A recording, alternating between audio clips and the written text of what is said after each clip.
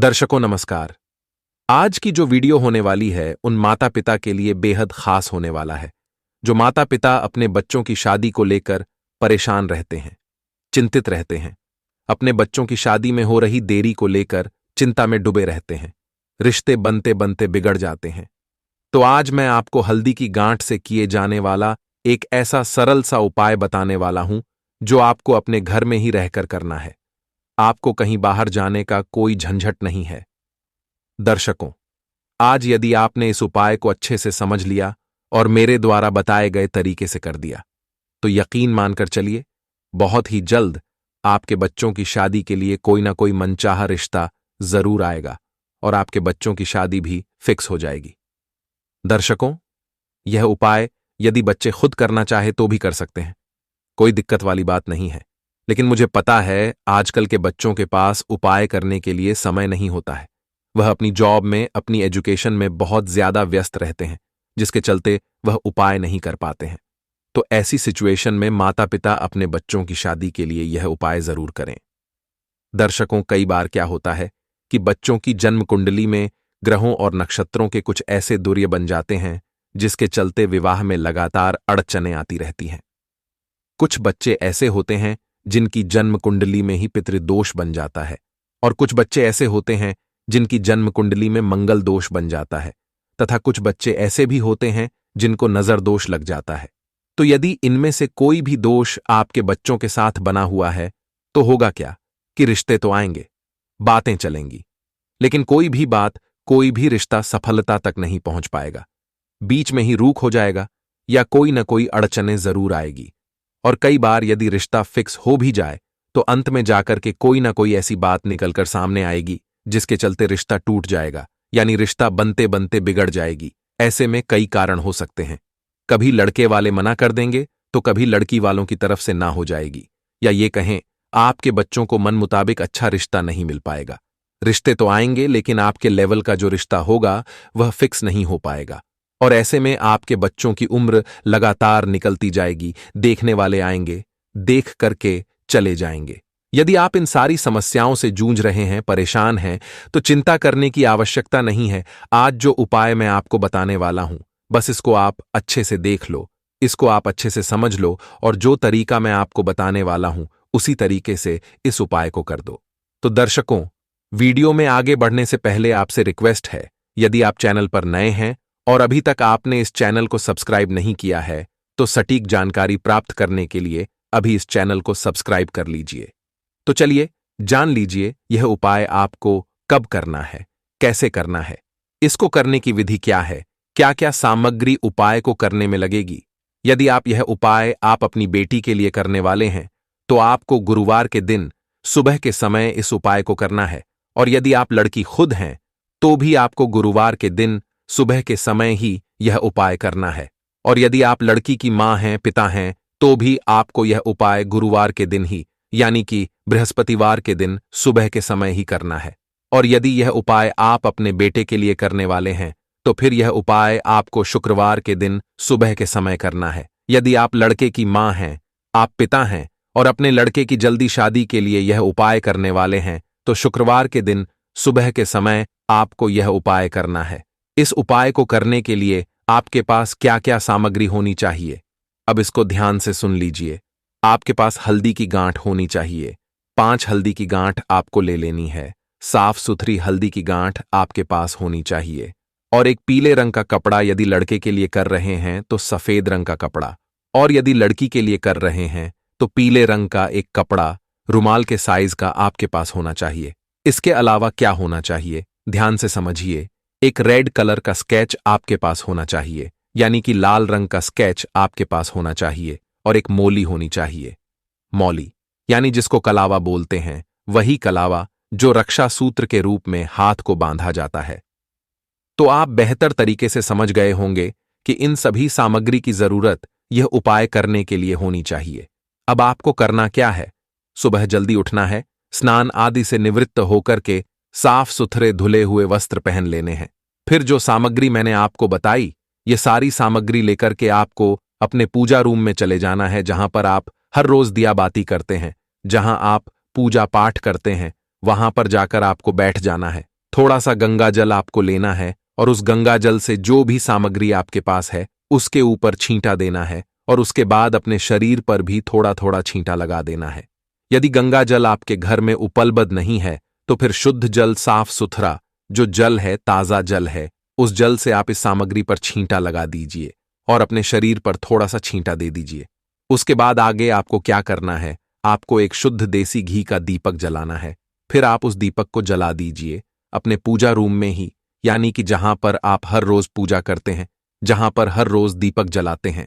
उसके बाद सबसे पहले गणपति जी महाराज से प्रार्थना करनी है। आपके जो कुल के पितर देवता हैं उनसे प्रार्थना करनी है। आपके जो भी कुल के देवी देवता हैं, यानी कि जिसकी पूजा आप हर रोज करते हैं, आपका विश्वास जिस भी देवी देवता में है, उनका आपको ध्यान करना है, प्रार्थना करनी है कि हे परमपिता परमेश्वर, हे मेरे कुल के पितर देवता, हे गणपति जी महाराज, आज मैं यह उपाय करने वाली हूं या करने वाला हूं। यह उपाय करने से मेरे मन की जो इच्छा है वह पूर्ण हो जानी चाहिए। मेरे मन की जो मनोकामना है वह मेरी पूर्ण हो जानी चाहिए और यह उपाय करते समय किसी भी प्रकार की विघ्न बाधा प्रवेश न करें। ऐसी मैं आपसे प्रार्थना करती हूं या करता हूं। ऐसा भगवान से प्रार्थना करने के बाद आपको एक हल्दी की गांठ को अपने हाथ में उठाना है। तो जो 5 हल्दी की गांठ है उसको लेनी है और लाल रंग का स्केच है उसको भी ले लेना है। साथ ही कलावा हाथ भी ले लेना है जो रक्षा सूत्र के रूप में बांधा जाता है। तो ये सारी सामग्री लेने के बाद सबसे पहले आपने सभी कुल के पितर देवताओं से, अपने कुल के देवी देवताओं से, आपके पूजा रूम में जितने भी देवी देवता विराजमान हैं उनका ध्यान करने के बाद एक हल्दी की गांठ को अपने हाथ में उठाना है सबसे पहले, और रेड कलर का जो स्केच आपने लिया है इससे इसके ऊपर लिखना है। क्या लिखना है, ध्यान से समझिए। सबसे पहले आपको लिखना है पितृदोष। क्या लिखना है, पितृदोष लिखना है। जी हां, बहुत ही आसानी से लिखा जाएगा। इसके ऊपर इसके बाद इस हल्दी की गांठ को रख देना है।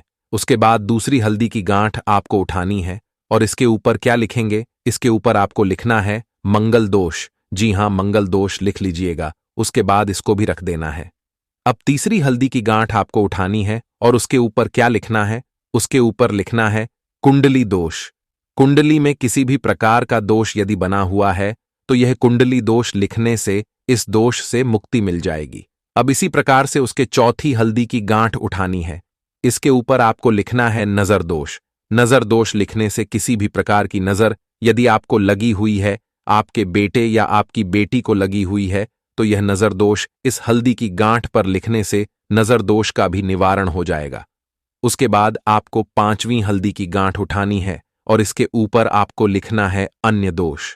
जी हां, ऐसा इसीलिए, अन्य दोष का मतलब यहां पर किसी भी प्रकार का कोई भी अन्य दोष जो रह गया है उसका भी निवारण हो जाए। अब दोष कई प्रकार के होते हैं, तो किसी भी प्रकार का कोई भी अन्य दोष बना हुआ है वह आपको 5वीं हल्दी की गांठ पर लिख देना है और इस रेड कलर के स्केच को बंद करके एक साइड में रख देना है। अब यह 5 हल्दी की गांठ जो है आपको हाथ में लेनी है और यह कलावा, इस कलावे की सहायता से आपको इन हल्दी की सभी गांठों को आपस में बांध देना है।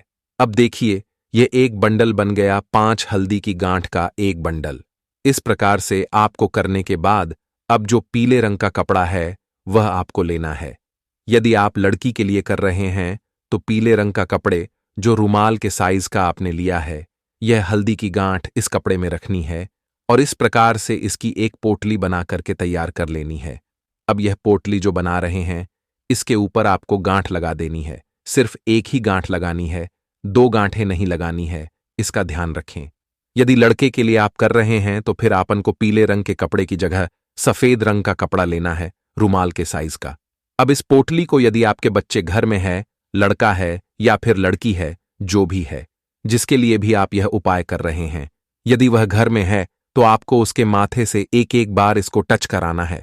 और यदि घर में नहीं है बच्चे तो फिर बच्चों का फोटो तो होगा ही, तो उस फोटो को एक बार आपको इस पोटली को टच कर लेना है। फोटो को टच करवाने के बाद आपको इस पोटली को, आपका जो पूजा मंदिर है उसमें तस्वीर है, पूजा मंदिर के अंदर तस्वीर तो होती ही है, तो कोई भी तस्वीर, उस तस्वीर के पीछे आपको इस पोटली को रख देना है और इसको हर रोज ना तो देखना है ना छूना है। बस उस तस्वीर के पीछे इसको अप को रख देना है, ना हिलाना है ना इसको देखना है। बस इस तस्वीर के पीछे रखने के बाद दोबारा से हाथ जोड़कर परमपिता परमेश्वर से, प्रभु से प्रार्थना कर लीजिए कि हे परमपिता परमेश्वर, यह जो उपाय मैंने किया है श्रद्धा और विश्वास से किया है, मन से किया है, हृदय से किया है, भाव से किया है, और मुझे पूरा यकीन है यह उपाय करने से मेरे बच्चे की जन्म कुंडली में किसी भी प्रकार का दोष है उसका निवारण हो जाएगा।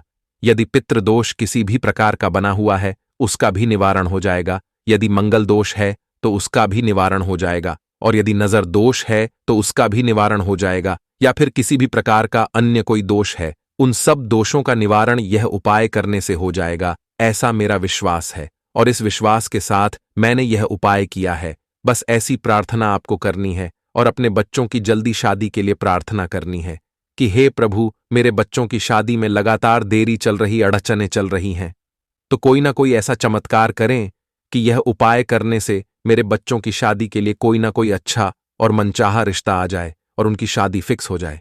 ये सब करने के बाद बस ये हल्दी की जो गांठ, ये जो पोटली बना करके आपने रखी है, इसको आपको हर रोज नहीं छूना है। और जब आपके बच्चे का रिश्ता फिक्स हो जाए और शादी की डेट फिक्स हो जाए तो उसके बाद किसी भी दिन आपको यह पोटली वहां से चुपके से उठानी है और चलते हुए पानी में जल प्रवाह कर देना है।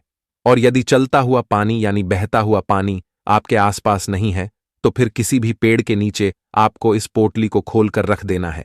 यदि पीपल का पेड़ है तो उसके नीचे आप रख दीजिए, या कोई और भी पेड़ हो उसके नीचे आप इसको रख सकते हैं। प्रिय दर्शकों, यह उपाय मेरा आजमाया हुआ उपाय है और इतना प्रभावशाली उपाय है, यह कभी खाली नहीं जाता है।